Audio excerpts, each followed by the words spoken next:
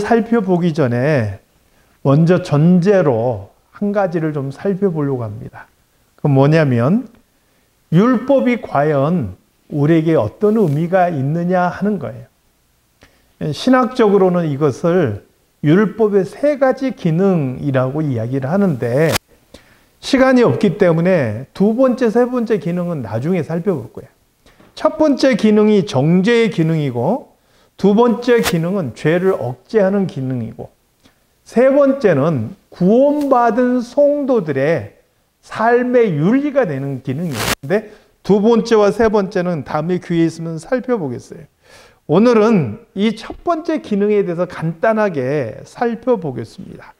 첫 번째 기능은 정죄하는 기능이라고 했어요. 정죄라는 건 죄를 정한다라는 것이죠.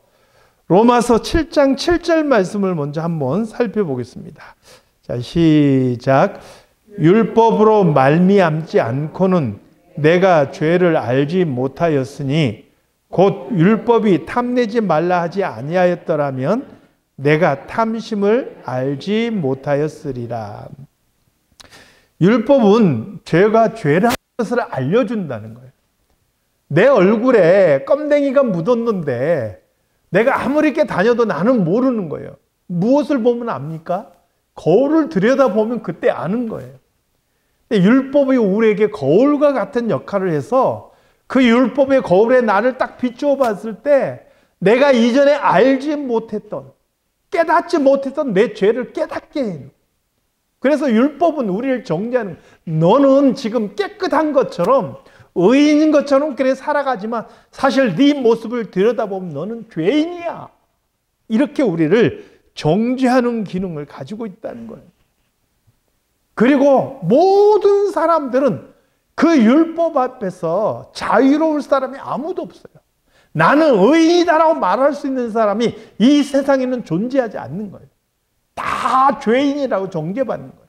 그래서 성경은 의인은 없나니 하나도 없으며 선을 행하는 자는 없나니 하나도 없도다. 이렇게 말씀하는 거예요. 그래서 로마서 3장 20절에서도 이렇게 말씀해요. 같이 읽어볼까요? 자, 시작. 그러므로 율법의 행위로 그의 앞에 의롭다 하심을 얻을 육체가 없나니 율법으로는 죄를 깨달음이니라. 율법의 자를 갖다 대면 의로울 사람이 아무도 없어요. 그냥 죄만 깨닫고 내가 죄인이라는 것을 알게 되고 그래서 나에게는 구원자가 필요하다라는 것을 깨닫게 될 뿐이라는 거예요. 그러므로 누가 뭐라고 해도 우리에게 율법을 들이대면 그 율법의 기준으로는 구원 얻을 자가 아무도 없다는 거예요. 그래서 성경은요, 율법으로는 구원을 얻을 수 없다고 그렇게 강조하고 있는 거예요. 우리의 구원은 율법으로 이루어질 수 없다라고 말씀하고 있는 거예요.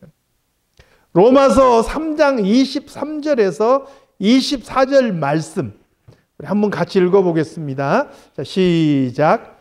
모든 사람이 죄를 범하였음에 하나님의 영광에 이르지 못하더니 그리스도 예수 안에 있는 속량으로 말미암아 하나님의 은혜로 값없이 의롭다 하심을 얻은 자 되었느니라. 율법의 길로는 안 되기 때문에 하나님께서 새로운 길을 열어주셨어요. 우리의 구원을 위해서. 그게 뭐냐? 은혜의 길이에요. 예수 그리스도로 인한 은혜의 길을 우리에게 열어주셨어요. 그분이 이 땅에 오셔서 자기의 피를 흘리심으로 우리에게 열어주신 생명의 길이에요.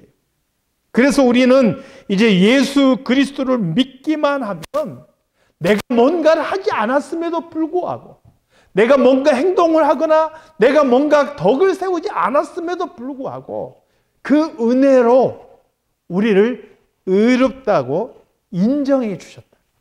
실제로는 아닌데 우리를 예수 그리스도의 의의 옷을 딱 입혀놔 주시고 너희는 의인이다.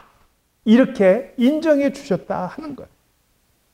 이것을 전제로 해서 오늘 말씀을 살펴보셔야 돼요. 자, 17절을 한번 같이 읽어볼까요? 17절 말씀 시작. 만일 우리가 그리스도 안에서 의롭게 되려 하다가 죄인으로 드러나면 그리스도께서 죄를 짓게 하는 자냐? 결코 그럴 수 없느니라. 이 말의 표현이 좀 어려운데 설명을 좀 해보면요. 만일이라고 시작했잖아요. 이것은 가정이에요.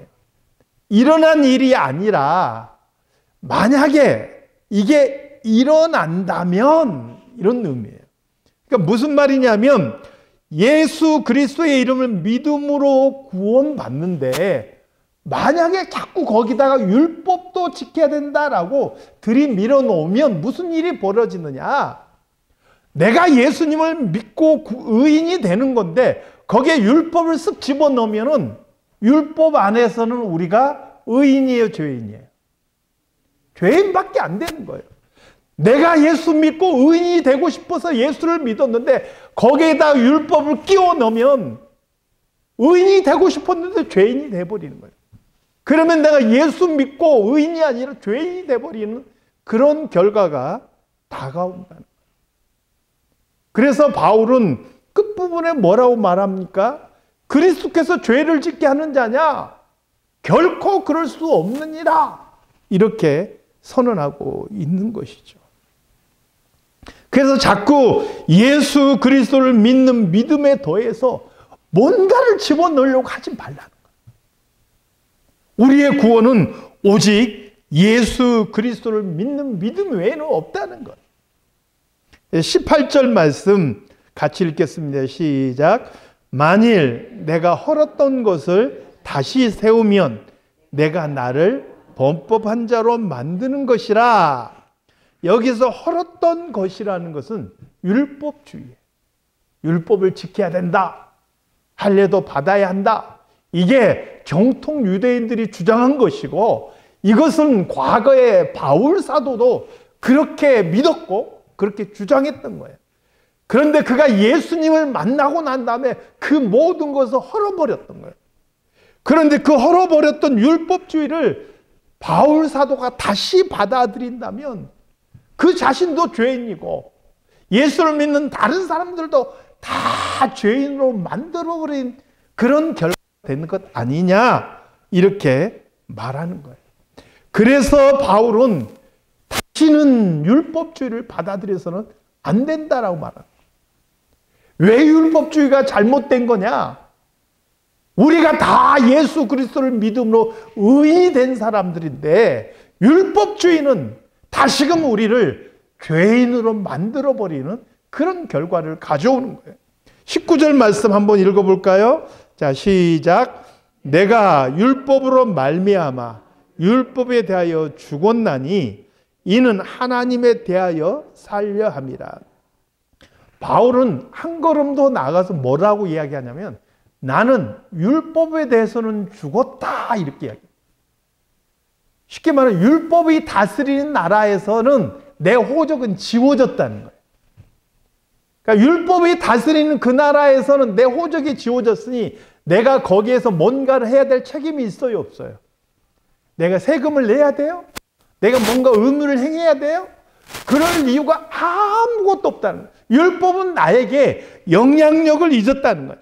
다만 나는 하나님 앞에서만 살아있다는 거예요. 나는 하나님의 백성으로서만 살아간다는 거예요. 그러므로 나는 하나님 앞에서 짊어져야 할 의무와 책임을 감당하면서 살아가면 돼요. 더 이상 율법의 메인 존재가 아니라고 이야기하는 거예요. 자, 율법은 죄의 삭은 사망이다. 이렇게 설명해요. 죄의 대가는 사망이야. 그러므로 율법 나라 아래 있으면 다 죽어야 되는 거예요. 그런데 바울은 이미 죽은 사람이 율법 나라에서. 그러므로 율법의 정죄를 더 이상 받지 않는 거예요. 골로새서 3장 3절 말씀에도 보니까 너희가 죽었고 너희 생명이 그리스도와 함께 하나님 안에 감추어졌습니다. 율법은 정죄의 기능이 있다 그랬죠.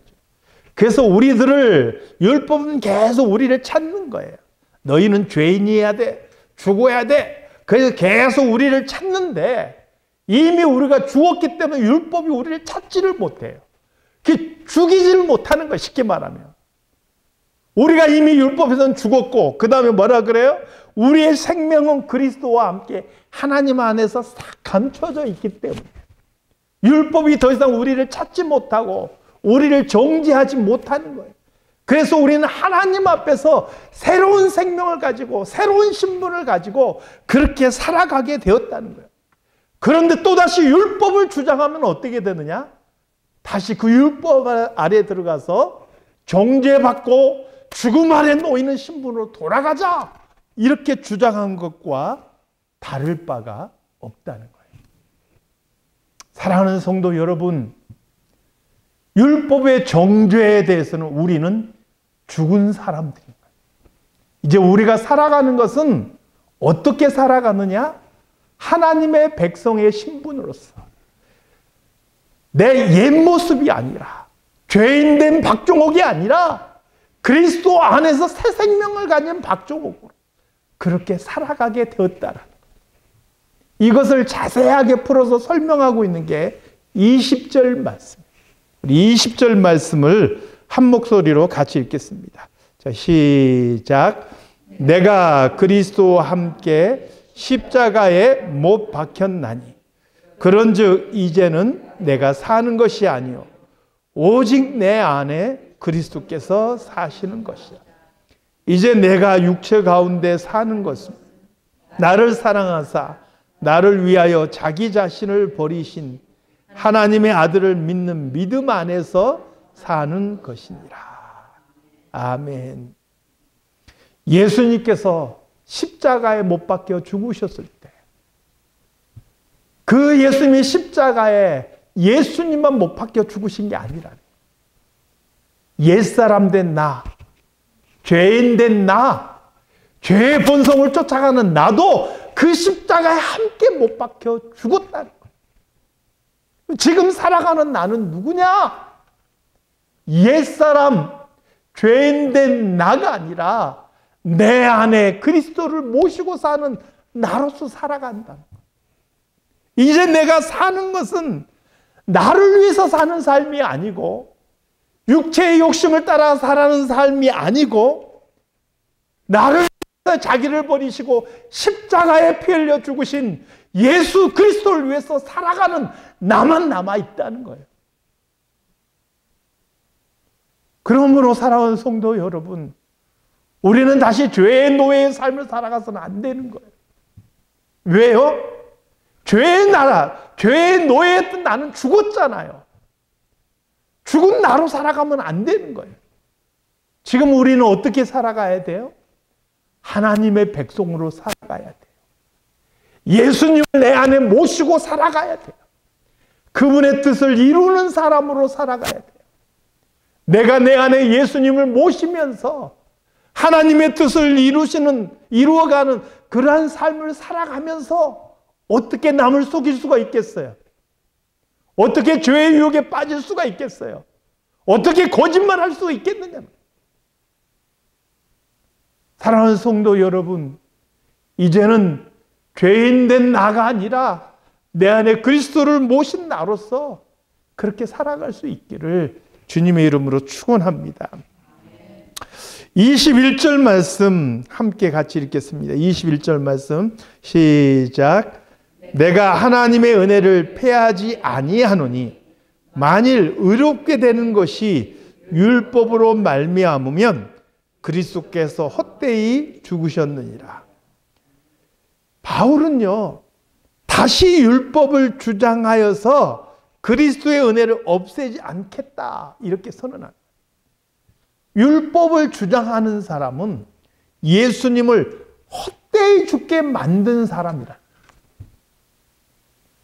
우리의 구원은 그 어떤 요소도 없이 오직 예수 그리스도로 말미암은 것이기 때문에 거기에 다른 어떤 것을 슬쩍 끼워 넣으려고 하면 그것은 예수님의 죽으심을 헛되이 만드는 결과다, 이렇게 바울은 강조하고 있는 거예요. 이제 제가 결론을 맺겠습니다. 지금까지 쭉 이야기했던 내용들을 정리할 겸 우리 정통교회에서 구원에 대해서 강조하는 세 가지 중요한 핵심 원리를 말씀드릴 거예요. 이것을 여러분 잘 기억해 두셔야 될 것은 뭐냐면 이것에서 벗어나는 어떤 주장도 이단과 사이비의 주장이라는 거예요. 굉장히 중요한 거예요. 제가 간단하게 3가지만 딱 설명할 테니까 이것을 꼭 기억하시기 바랍니다. 첫 번째, 우리의 구원은 오직 예수 그리스도만으로 이루어집니다. 다시 한번 따라해서 봅시다. 구원은 오직 예수 그리스도만으로. 사이비 중에 통일교 같은 집단들, 미국에는 몰몬교, 통일교는 문선명이 구원자라고 이야기합니다. 몰몬교에서는 조셉 스미스가 구원자라고 이야기합니다. 요즘 한국에 한참 난리치는 신천지의 이만희가 구원자라고 이야기합니다. 예수 그리스도의 그 구원 가지고는 완전하지 않다고 이야기합니다. 그 완전하지 않는 구원을 자기들이 와서 이루는 거라고 그렇게 주장해요. 근데 그렇지 않다는 거예요. 구원은 오직 예수 그리스도만으로 이루어지는 거예요. 사도행전 4장 12절 말씀을 다 같이 읽겠습니다. 자, 시작. 다른 이로서는 구원을 받을 수 없나니 천하 사람 중에 구원을 받을 만한 다른 이름을 우리에게 주신 일이 없음이라 하였더라. 이거 분명히 알면 어떻게 인간을 하나님이라고 이야기하고 이 땅에서 자기가 새로운 구세주라고 이야기하는 거기에 그렇게 쉽게 넘어갈 수 있느냐는 거예요. 바울이 그래서 갈라디아 교회를 향해서도 너희가 다른 복음을 쫓는 것을 내가 이상히 여기노라. 이단과 사이비들의 주장을 들어보면 말도 안 되는 이야기예요. 설마 저런 이야기를 그냥 믿나 그랬는데 수십만 명이 믿고 따르잖아요. 그게 전 너무 이상해요. 목사가 피 터지게 외치는 말은 안 들으면서 저 엉터리 이야기를 어떻게 저렇게 많은 사람들이 쫓아가는가 이상하게 여겨질 정도. 사랑하는 성도 여러분, 구원은 오직 예수 그리스도만으로 이루어진다는 것을 기억하시기 바랍니다. 두 번째, 이것도 따라서 해봅시다. 구원은 오직 은혜로. 구원은 어떤 조건이 있는 게 아니에요. 내가 뭘 한다고 해서 이룰 수 있는 게 아니에요. 아예 우리는 그럴 능력이 없어요. 그래서 하나님께서 거저 주시는 은혜예요. 선물이라고 이야기하는 거예요. 죄인인 우리가 구원을 얻기 위해서 내가 얼마나 헌금을 해야 될까요? 내가 얼마나 봉사를 해야 될까요? 내가 몇 명을 전도해야 될까요? 아무것도 소용없다. 오직 하나님의 은혜로 이루어졌다는 거예요. 에베소서 2장 8절 말씀 같이 읽겠습니다. 자, 시작. 너희는 그 은혜에 의하여 믿음으로 말미암아 구원을 받았으니 이것은 너에게서 난 것이 아니요 하나님의 선물이라.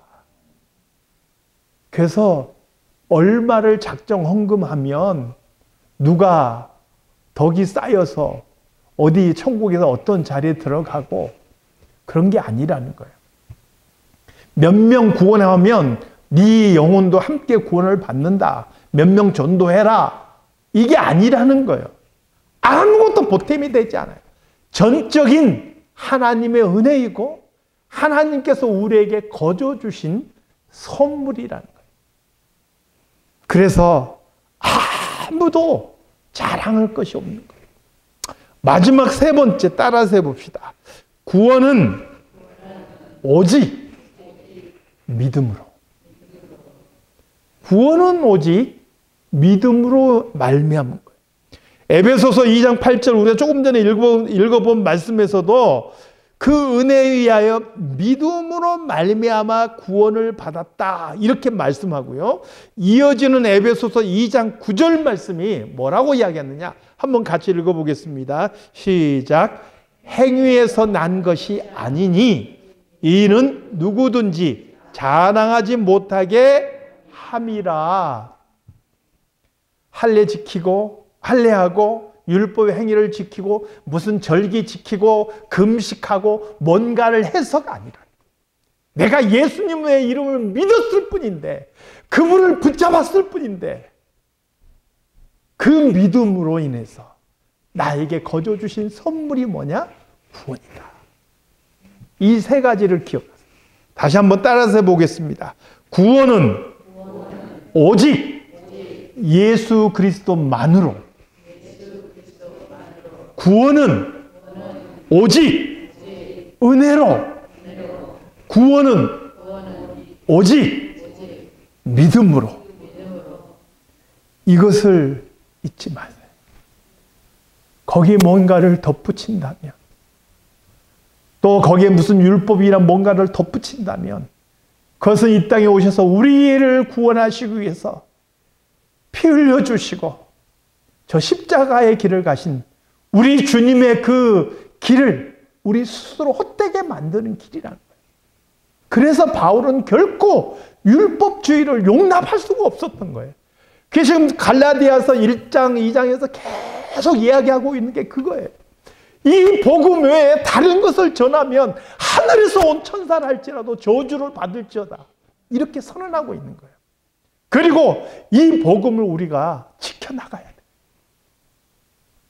저와 여러분의 삶 속에서 이 온전한 그리스도의 복음, 이 복음을 지켜나갈 수 있기를 주님의 이름으로 축원합니다. 기도하겠습니다. 하나님 아버지, 바울이 말한 이 그리스도의 복음, 오늘 우리 삶 속에서도 온전히 지켜가게 해주시옵소서. 구원은 오직 예수 그리스도만으로, 구원은 오직 은혜로, 구원은 오직 믿음으로 이루어진다는 것을 잊지 않고 헛된 것에 미혹되지 않게 도와주시옵소서. 바른 진리 위에 서서 우리가 예수 그리스도를 바라보고 나아가는 모든 성도들이 되게 하여 주시옵소서. 예수님의 이름으로 기도드리옵나이다. 아멘.